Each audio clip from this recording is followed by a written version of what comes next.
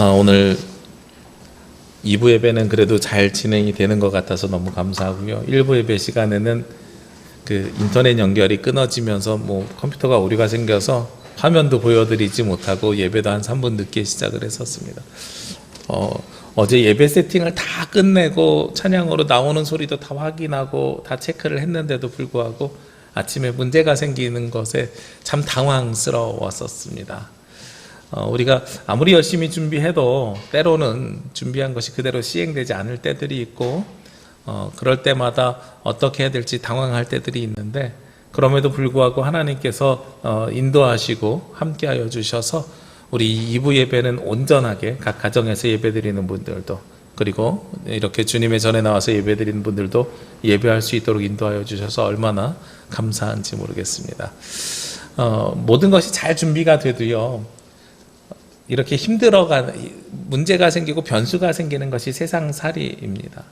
그런데 준비하는 과정 속에서부터 부정하거나 혹은 잘못되면 그것은 나중에 더 커다란 재앙을 가져올 수도 있습니다.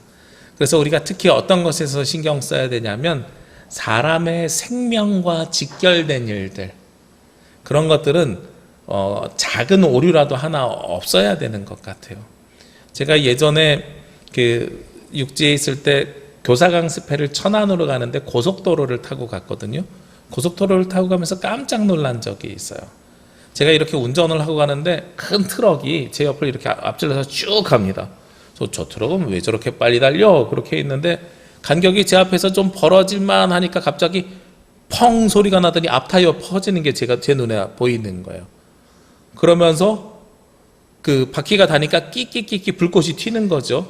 근데 왼쪽 앞 타이어가 튀니까 제가 이렇게 운전하고 가는데 차가 제 앞으로 들어오는 거예요.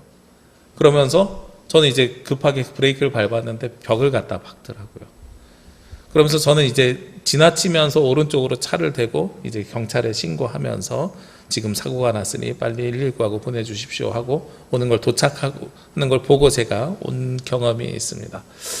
참 작은 것 하나인 것 같은데 타이어가 펑 터지는 거 보면서 그렇구나. 우리가 타이어 빵꾸 났다고 못 하나 박혔다고 무시하면서 다니면 큰일 나는 일이 생기겠구나 하는 것을 경험했던 기억이 있어요. 우리가 작은 것 하나라도 기초부터 그리고 바닥부터 잘못되면 나중에는 큰 사고로 바뀌거나 인명사고가 될 가능성들이 있다는 것입니다. 오늘 성경에서는 우리에게 무엇을 이야기하냐면 교회, 즉 건물을 세우는 것을 비유하면서 교회가 세워져 가는 것을 말씀하고 있습니다. 당시에는 교회가 지금처럼 건물을 갖고 있던 시절이 아닙니다. 사람들이 가정에 모여서 예배하고 예배하는 곳이 교회라고 불리던 시절이었습니다.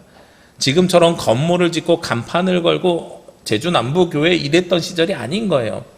그리스도교가 공인되기 이전이기 때문에 이때는 예수님을 믿는다고 이야기하면 핍박당하는 시절이었습니다. 그러니까 몰래 모여서 예배를 드리던 곳이었는데, 그때 이미 사도 바울은 무엇을 통해서 교회를 설명하고 있었냐면 건물을 짓는 과정을 통해서 교회를 설명하고 있었다는 거죠.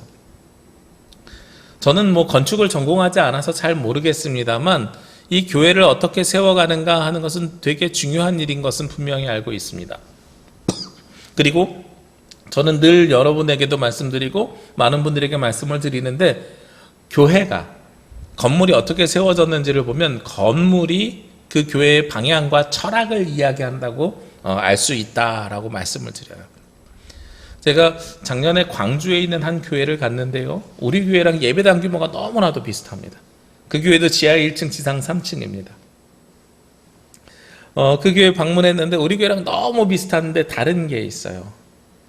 뭐가 다른 게 있냐면 똑같이 지하에는 식당이 있는데 1층에는 우리 교회는 본당이 있잖아요. 그런데 그 교회는 1층에 카페가 있어요. 그리고 본당이 어디로 올라가 있냐면 2층으로 올라가 있더란 말이에요. 그래서 카페에서 주일날에는 교육관으로 사용을 하고 주중에는 세상 사람들에게 커피도 팔고 그 다음에 사람들이 와서 마을 일도 하고 이렇게 할 수 있도록 오픈을 해놨더라고요. 그래서 그 교회를 보니까 딱 보는 순간에 건물이 말하는 걸 알 수 있었습니다. 교회가 가지고 있는 가치와 지향점이 세상을 향한 선교적인 교회구나.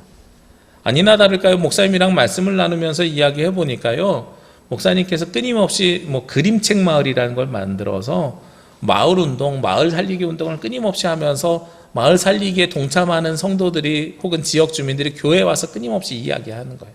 그래서 그 마을의 중심으로 교회를 세워가더라 하는 것을 보았습니다. 우리 교회는 1층에 본당이 있으니까 건물이 무엇을 이야기할까요? 우리 교회는 오자마자 가장 접근성이 좋은 데가 예배당입니다. 그러니까 예배 중심의 교회를 이야기하겠죠.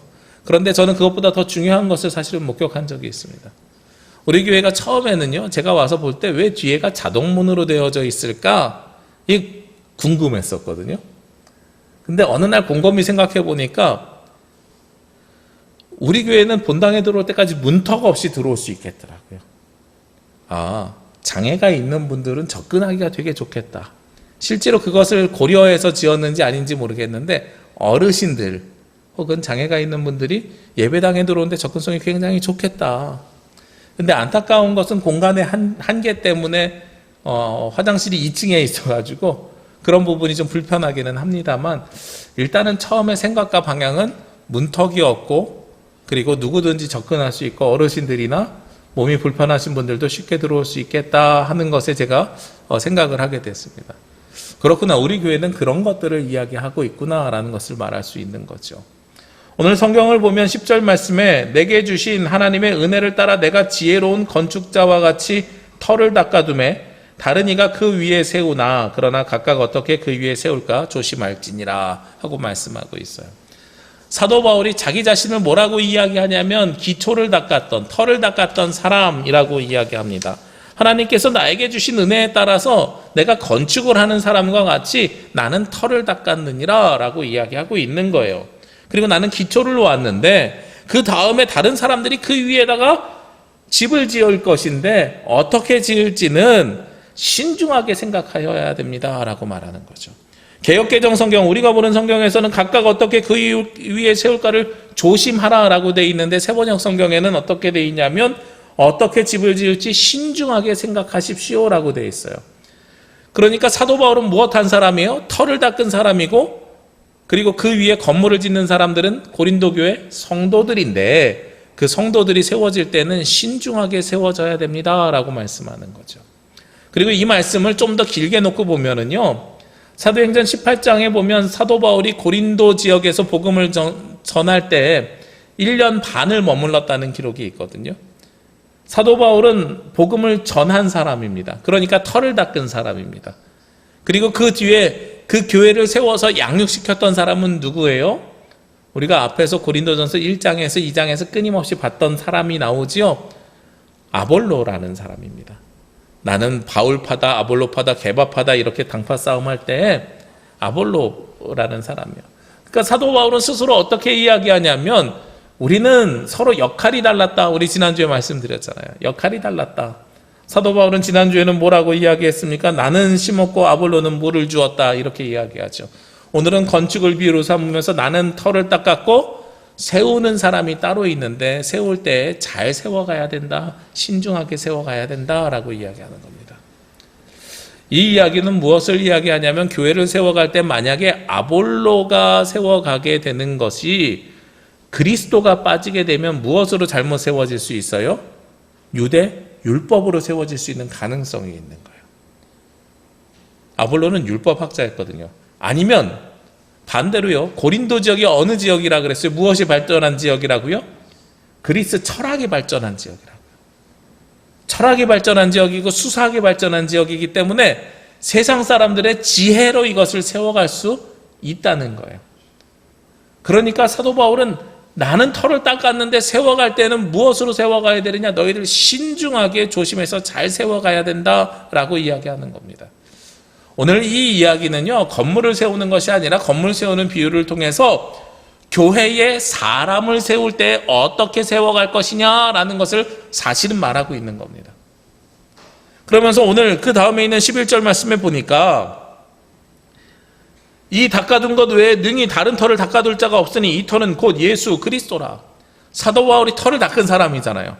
터를 닦은 사람이니까 닦은 사람으로 이야기하는 거예요. 내가 이 터를 닦을 때는 사도 바울 위에 닦은 것이 아니고 이 터를 닦을 때는 아볼로나 게바 위에 닦은 것이 아니고 이 터를 닦을 때는 오직 예수 그리스도의 터를 닦았습니다 라고 이야기하는 거죠. 이 건물의 가장 기초가 되는 건 누구예요? 예수 그리스도입니다 라고 말하는 거예요. 저는 건물이 잘 세워져야 된다고 생각을 합니다.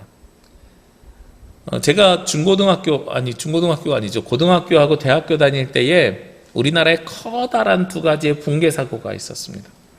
제가 고3 때는요, 성수대교가 무너졌습니다. 성수대교에서 가장 많이 희생된 무학여고는 저희 학교 옆에 있는 학교입니다. 제가 중학교 때는 성수대교 밑에 있는 광희중학교라고 거기서 다녔어요.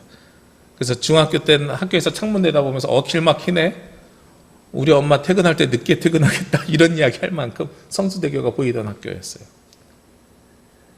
무너지면서 얼마나 우리가 많이 가슴 아팠습니까? 그런데 바로 그 다음 해에요, 또 무엇이 무너졌냐면 95년도에 삼풍백화점이 무너졌습니다. 6월 29일 날이요.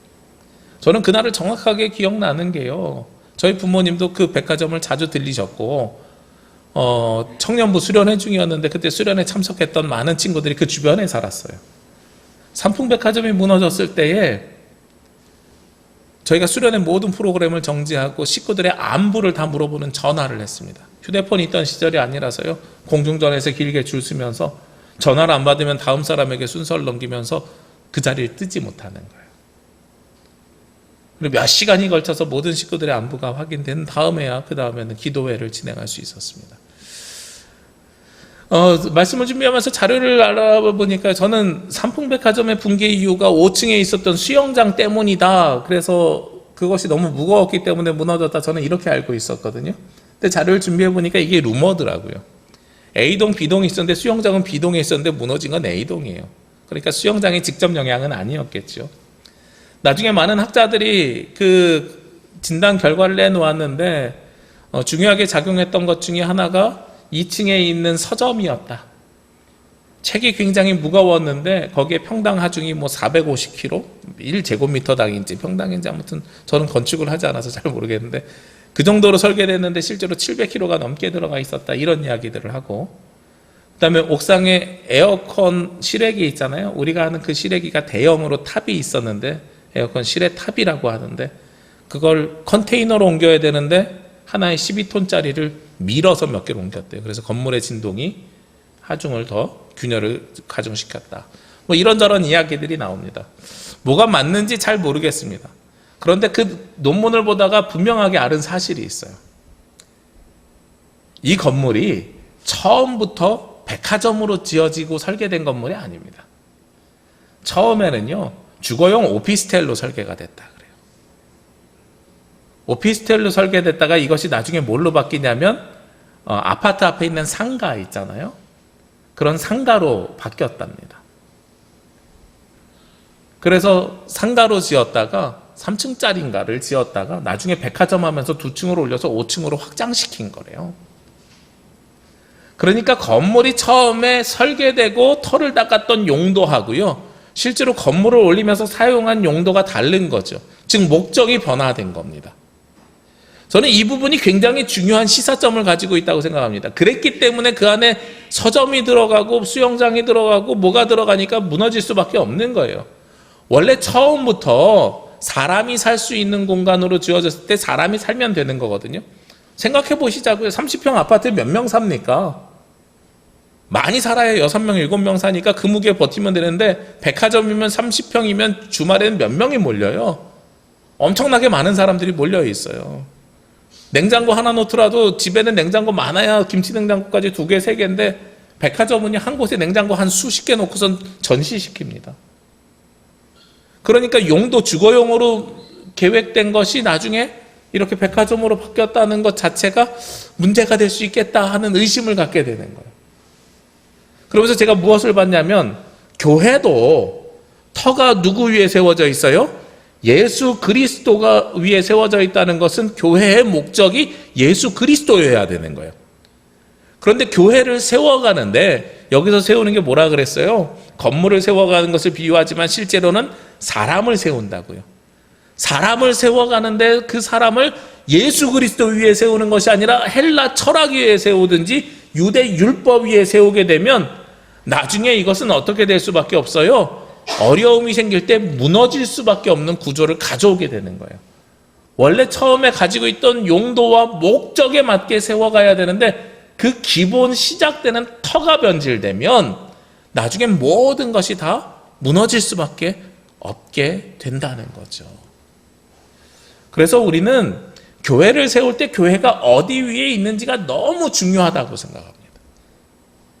교회 목적은 철저하게 누구 위에 세워져 있어야 돼요? 예수 그리스도 위에 세워져 있어야 돼요. 그런데 모든 교회가 예수 그리스도의 모든 면을 우리가 감당하지 못하잖아요. 그러니까 아까 제가 건물 말한다고 하면서 광주에 있는 한 교회의 말씀을 드렸죠.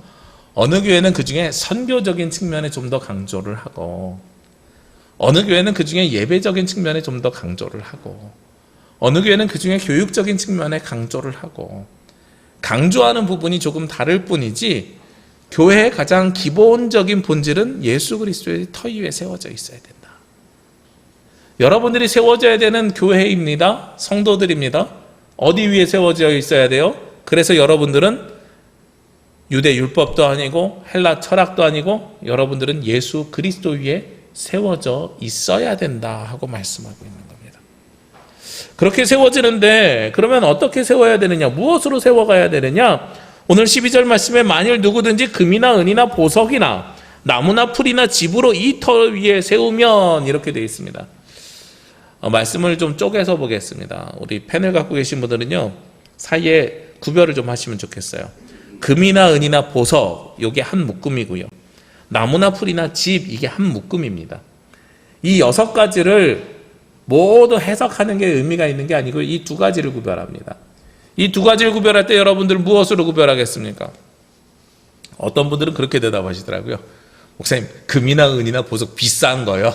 나무나 풀이나 집이요. 자연에 있는 거요. 이렇게 구별해요. 그렇게 볼 수도 있겠습니다만 오늘 성경에서 이야기하는 것은 그것을 이야기하는 게 아닙니다. 그 뒤에 보면은 어떤 말씀이 있냐면 13절 말씀에 각 사람의 공적이 나타날 터인데 그날이 공적을 밝히리니 이는 불로 나타내고 그 불이 각 사람의 공적이 어떠한 것을 시험할 것이니라. 그리고 15절에도 누구든지 그 공적이 불타면 해를 받으리니 하는 말씀으로 보아서 이 구별은 무엇에 대한 구별이에요? 불에 타는 것과 타지 않는 것에 대한 구별입니다. 금이나 은이나 보석은 불이 나도 그대로 가지고 있는 성질을 가지고 있는 것이고요. 나무나 풀이나 집은 싸거나 자연에 있는 것이 아니라 여기선 불에 타서 사라질 것들을 이야기하는 거예요. 그래서 오늘 사도 바울은 어떻게 비유하고 있냐면 예수 그리스도 터 위에 건물을 세우는데 우리가 신중하게 조심히 건물을 세우는데 이왕 세울 때 무엇으로 세우라는 거예요? 목조 건물, 나무 건물 짓지 말라 이 얘기를 하는 것이 아니라 사람을 세워가는 거니까요. 불에 타서 없어질 것으로 세우지 말고 불에 타도 없어지지 않을 것으로 세우라는 거예요. 우리가 가지고 있는 진리가 영원한 진리냐 영원하지 않은 진리냐라는 것을 가지고 구별하라는 겁니다. 그 유명한 요즘 베스트셀러 책 중에요. 그 넓고 얕은 지식이라는 책이 있어요. 지대 얍너 뭐 이런 책이 있어요. 그죠? 네, 지식 넓은 지식인데 깊이는 없는 책이 있어요. 그래서 세상의 모든 분야를 그냥 다 이렇게 알고 이렇게 대답할 수 있도록 이야기하는 책들이 있습니다. 제가 가지고 있는 가치관이랑 굉장히 비슷해요. 저는 목회를 하면서 깊이는 제가 없을 수 있거든요. 우리 김만식 집사님보다 제가 건축을 알겠습니까? 건축을 하시는 분보다 모르잖아요. 그렇지만 보통 사람들보다는 좀 다양한 관점에 내가 관심을 좀 가져야 되겠다 그래서 읽는 책들이 경제학 책도 있고 요즘 유홍준 교수님의 건축 관련된 책도 되게 재미있게 읽고 있습니다. 여러 분야들을 많이 읽어야 되겠다 이런 생각을 하는데 그 지대 얌너비라는 책에서 무엇을 이야기하냐면 진리의 속성에 대해서 이야기하는데요. 진리의 속성은 진리는 누구에게나 적용돼야 되고요. 진리는 어느 시대에나 적용되는 것이 진리라는 거예요. 이 2가지를 합치면은 무엇을 이야기하겠어요? 영속성을 이야기하는 겁니다. 오늘 성경에서도요, 예수 그리스도 터 위에 사람을 세우는데요, 하나님의 교회를 세우는데요, 어떤 사람들을, 무엇으로 그 사람들을 세워야 되냐면 불에 타서 없어질 것으로 세우는 것이 아니라, 썩어질 것으로 세우는 것이 아니라 없어지지 않는 영원한 것으로 세우라는 거예요. 그러면 영원한 게 뭐가 있어요? 오직 하나님의 말씀이요. 여기서 금과 은과 보석이라고 이야기하는 것은 복음의 진리, 하나님의 말씀을 이야기하는 겁니다. 하나님의 나라를 이야기하는 거예요. 우리가 세워져 가야 되는 것은 무엇으로 세워져 가야 되냐면 비싼 걸로 세워져 가는 것이 아니라 썩어서 없어지지 아니하는 영원히 존재하는 하나님의 말씀, 그 말씀으로 성도들을 세워가라는 겁니다. 우리 지난주에 나눴던 말씀이 어떤 말씀인지 기억하십니까? 지난주에 나눴던 말씀의 맨 마지막 결론이 무엇이었냐면 하나님의 동역자입니다. 9절 말씀이에요. 하나님의 동역자들, 이 건물을 세우라는 것은 하나님의 동역자들을 세우라는 것인데, 그 동역자들이 어떤 속성과 어떤 특징들을 가지고 있어야 되느냐? 썩어서 불에 타서 없어지는 것들을 이야기하는 것이 아니라 환난과 고난 중에도 불에 타지 아니하는 말씀의 진리를 먹은 사람들, 그 사람들로 세워져 가야 됩니다라는 거죠. 이 둘을 구별하는 거 되게 중요하다고 말씀드렸어요. 오늘 16절 말씀에 그 구별을 한 번 더 이야기합니다. 누구든지 그 공적이 불타면 해를 받으리니 그러나 자신은 구원을 받되 불 가운데 받은 것 같으리라. 여기서 공적이라고 이야기를 해요. 우리가 금과 은과 보석으로 교회를 세우는 것이, 공적이라는 것이 어떤 겁니까? 우리가 수고하고 노력해서 흘린 땀방울이잖아요. 그런데 불에 타서 없어질 땀방울과 타서 없어지지 아니할 땀방울이 결과가 어떻게 된다 그랬어요? 저는 15절 말씀 되게 중요하다고 생각하는데, 자신은 구원받되, 나무나 풀이나 집이요 나쁜 건 아니에요. 자신은 구원을 받아요. 그런데 구원을 받는데 어디서 받은 것 같아요? 불 가운데서, 고난 가운데서 받은 것 같으니라.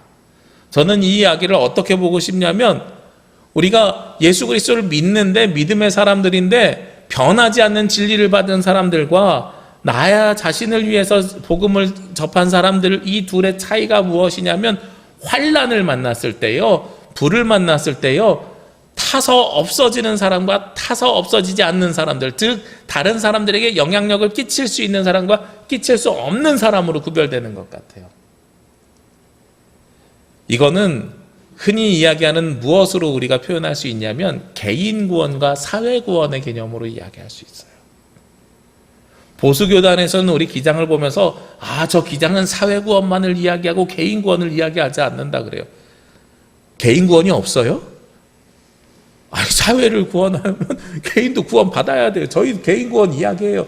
너무 그분들은 이분법적으로 딱 잘라서 이야기하는 것 같아요. 반대로 그분들은 개인 구원을 너무 많이 이야기를 해요. 그러니까 환난 날에 본인은 구원받을지 몰라도 썩어서 없어질 사람들이 되는 거예요. 대표적인 케이스가 있죠.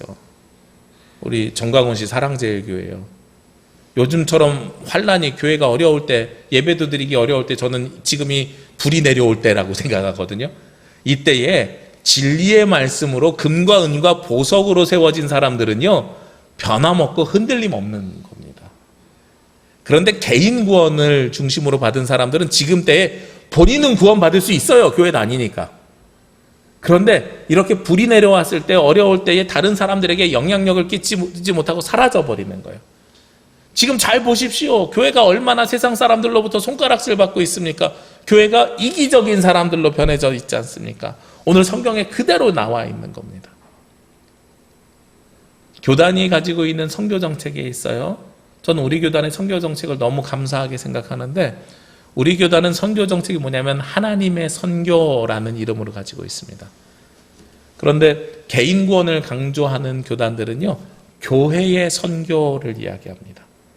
교회의 선교는 무엇을 이야기하냐면 새생명 초청주일이나 전도주일 같은 걸 진행하면서요, 우리 교회에 몇 명을 데리고 왔는지를 이야기해요. 그래서 교회가 성장해야 되는 거예요. 그런 교회에서 제가 어느 날 깜짝 놀란 게 있는데, 저도 이제 새생명 초청주일이나 전도주일 저도 필요하다고 생각해요. 없으면 안 되는 일입니다. 그런데 필요한데 깜짝 놀란 게 뭐냐면, 그거를 저도 공부하려고 다른 교회들을 모니터하면서 말씀을 듣다 보니까 목사님들이 어떻게 설교를 하시냐면, 전도를 막 준비하는 과정 있잖아요. 그 과정 속에서 전도 여러분 하셔야 됩니다. 새생명 초통주의를 통해서 많은 영혼들을 구원해야 됩니다. 여기까지는 괜찮아요. 당연히 우리가 가져야 되는 사명이니까요. 그러면서 제가 여러분들에게 할당량을 주겠습니다. 집사는 3명, 권사님은 5명, 장로님은 10명은 해야 그 직분을 유지할 수 있습니다. 이런 식으로 무슨 영업 실적 올려요? 우리 교회 등록이 몇 명인지가 너무 중요하게 이야기하는 거예요. 이게 바로 교회의 선교예요. 이분들은 자신들은 개인은 구원받을 수 있을지 몰라도 환난 날에 불이 타가지고 사라져버리는 교회예요. 하나님의 교회는, 하나님의 선교는요,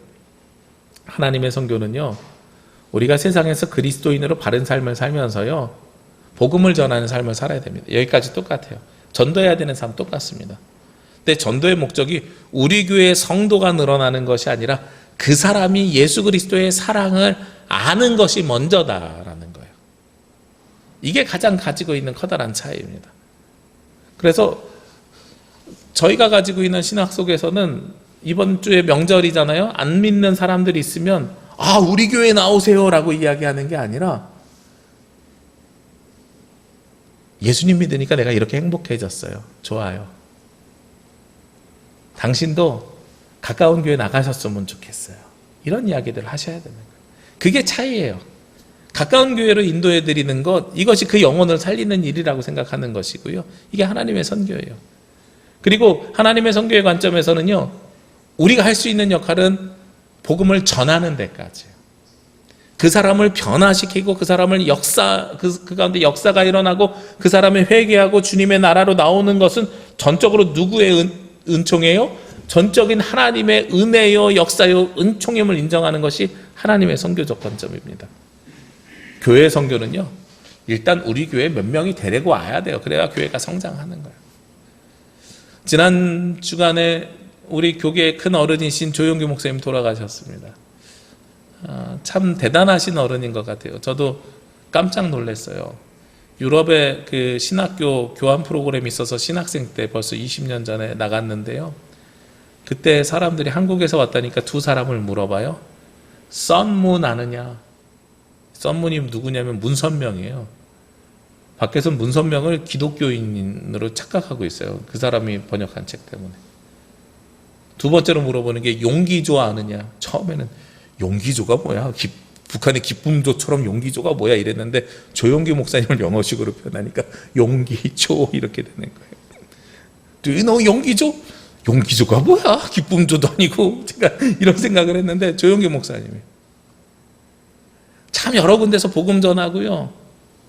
사회적으로도 참 많은 역할들을 감당하셨고요. 어려운 사람 돕기 위해서 많이 헌신하신 분입니다.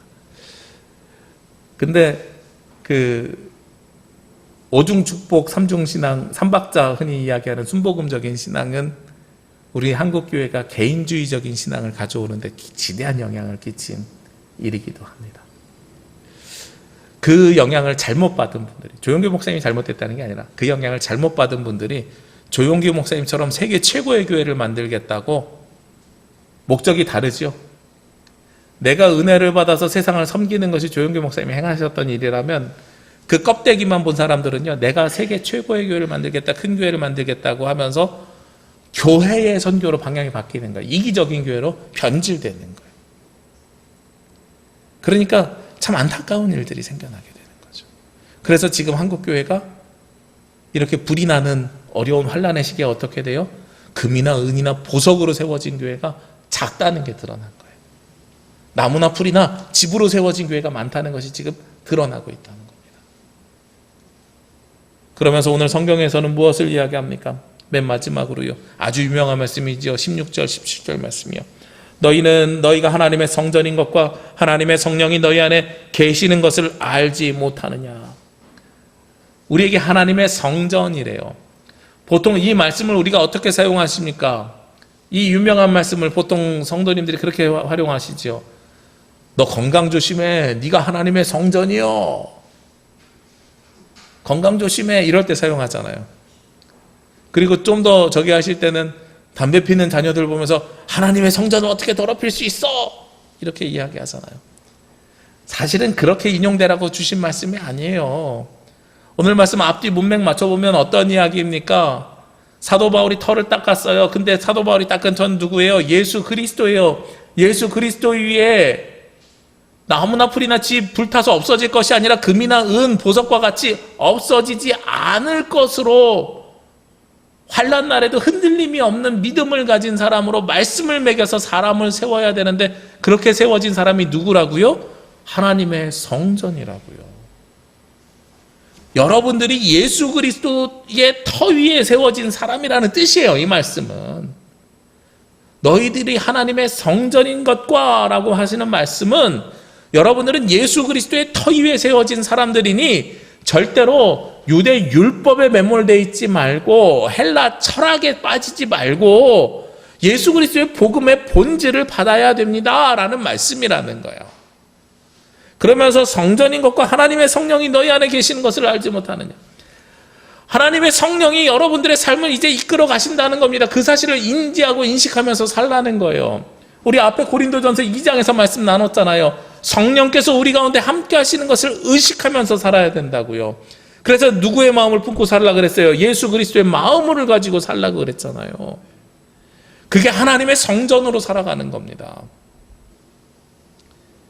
육신의 건강을 이야기하는 게 아니라는 거예요. 그거에 너무 우리가 매몰되어 있으면 어떤 오류를 범하게 되냐면 예수님에게 날 때부터 장님인 사람이 누구의 죄 때문입니까? 물어보는 유대 율법주의자들과 똑같은 질문을 하는 것과 똑같습니다. 네 몸이 하나님의 몸이니 그 몸을 잘 지켜라고 이야기하는 것이 진짜 우리의 육신을 지키라고 이야기하는 것이면 이 죄가 누구로부터 왔습니까? 라고 물어보는 것과 똑같은 질문이라는 거예요. 그게 아니라 우리는 예수 그리스도 터 위에 금과 은과 보석과 같이 변하지 않는 것으로 세워져야 되는 사람들. 그게 바로 하나님의 성전이라는 겁니다. 이 시간 예배당에 나온 여러분들이 하나님의 성전이고요. 이 시간 인터넷으로 각 가정에서 예배드리는 여러분들이 하나님의 성전이라는 겁니다. 여러분들이 예배하는 것은 모두 예수 그리스도의 터 위에 있어야 되는 거예요. 그러면서 17절에 누구든지 하나님의 성전을 더럽히면 하나님이 그 사람을 멸하시리라. 하나님의 성전은 거룩하니 너희도 그러하니라. 여기서 하나님의 성전을 더럽히는 게 뭐예요? 건강 지키지 못했다는 얘기예요? 아니라니까요. 여기서 하나님의 성전을 더럽히는 건 예수 그리스도 말고 헬라 철학에 빠져 있든지 세상 풍조에 빠져 있든지 당시에 있었던 우상을 섬겨가든지 아니면 유대 율법에 빠져서 복음을 접하지 못하든지 이런 것들이 그리스도의 하나님의 성전을 더럽히는 일들인 겁니다. 하나님의 말씀을, 변하지 않는 진리의 말씀을 먹지 못하고 나 자신의 구원에만 빠져서 살아가고 있는 사람들, 세상에 영향력을 끼치지 못하고 나 혼자서 허덕거리면서 신앙생활하고 있는 사람들에게 하고 있는 말씀이라는 거예요. 혼자서 허덕거리면서 신앙생활하는 사람들의 특징이 자기가 허덕거리는지 몰라요. 나만 복받으면 되니까, 나는 잘 되고 있으니까 라는 생각 때문에 본인이 그것이 죽어가는 길인지 모르는 거예요. 우리 이왕 구원받을 때 어떻게 구원받아야 돼요? 불 가운데 구원받는 것이 아니라 하나님의 영광 가운데 구원받아야 되잖아요. 그러면 하나님의 성전을 더럽히는 것이 아니고 하나님의 성전이 성령께서 인도하실 수 있는 거룩한 성전으로 우리를 세워가야 되는 겁니다. 그러기 위해서는 우리는 예수 그리스도의 터 위에 세워져 있어야 돼요. 이게 기초거든요. 이 기초는 뭘 가지고 있는다 그랬어요? 목적과 방향을 가지고 있어요. 삼풍백화점처럼요, 그 목적과 다른 건물을 지면 무너져 버립니다. 예수 그리스도가 우리의 터를 세워주셨는데 우리가 다른 목적과 다른 방향성을 가지고 교회를 활용하게 되면 우리 교회는 무너지게 됩니다. 근데 저는 우리 남부교회는 무너지지 않을 것 같아요. 왜냐하면 우리 남부교회는 나무나 풀이나 집으로 세워진 교회가 아니라 금이랑 은이랑 보석으로 세워졌음을 믿기 때문입니다. 그리고 우리 성도님들이 금이나 은이나 보석과 같은 진리의 말씀으로, 하나님의 생명의 말씀으로 앞으로 계속 더 세워져 가기를 원합니다. 그래야 우리가 흔들림 없이 불 가운데서가 아니라 하나님의 영광 가운데에 하나님의 성전을 세워가는 거예요. 그래야 그리스도 위에 세워진 온전한 교회의 모습으로 우리가 이 땅에서 그 역할과 사명을 감당해 가는 겁니다. 이번 주 명절입니다. 명절에 많은 친척들, 친지들 만나실 텐데요. 그 가운데는 믿음이 좋으신 분도 있고 믿음이 연약한 분도 있을 것이고, 그리고 또한 아예 믿지 않는 분들도 있을 것이고 다른 종교를 가진 분들도 있으실 겁니다. 제가 늘 말씀드리지만 그분들하고 우리가 접촉점을 갖는 게 굉장히 중요하거든요. 난 너희랑 달라 하고 배타적으로 하면 우리는 나무나 풀이나 집으로 세워진 불 가운데 구원받는 타서 없어지는 구원자들밖에 안 돼요. 어떻게든 그분들을 품으시고요. 그리고 품다가 내가 넘어가면 어떻게? 이런 말씀 하시기도 하거든요. 아니, 그만큼 믿음이 없으세요? 저는 여러분들이 예수 그리스도의 터 위에 있기 때문에 절대로 흔들리지 않을 거라고 봅니다. 그들을 품어가는 것이 그들과 동화되거나 그들에게 넘어가는 것, 다른 종교를 접한다는 이야기가 아니라는 거예요. 그리스도의 사랑으로 넓은 품을 가지고 그들을 품어나가는 겁니다. 그러면 어떻게 돼요? 하나님의 역사하심이 그 가운데 임하게 되는 겁니다. 이번 명절 기간을 통해서, 그리고 앞으로 우리 교회를 세워감에 있어서 우리가 하나님의 성전인 것을 기억하십시오. 예수 그리스도의 터 위에 세워져 있다는 것을 기억하십시오. 여러분들이 나무나 풀이나 집이 되지 마시고 금이나 은이나 보석이 되셔서 하나님의 말씀으로 변하지 않고 어떠한 어려움 속에서도 이겨내고 주님의 영광 가운데 그 나라에 들어가는 저와 여러분이 되시기를 주의 이름으로 기도합니다. 기도드리겠습니다. 거룩하시고 은혜로우신 아버지 하나님, 이 시간 주님 앞에 나올 수 있도록 인도하여 주시니 감사합니다. 주께서 주시는 이 말씀에 따라서 저희들 예수 그리스도 위에 세워져 가기를 원하는데, 변하지 않는 금이나 음이나 보석으로 세워져 가서 환난과 어려움도 이겨내게 하시고 성령의 인도하심에 따라 하나님의 성전으로 거룩하게 세워져 가는 주님의 자녀들이 될 수 있도록 인도하여 주시옵소서. 이 모든 말씀 예수 그리스도의 이름으로 기도합니다. 아멘.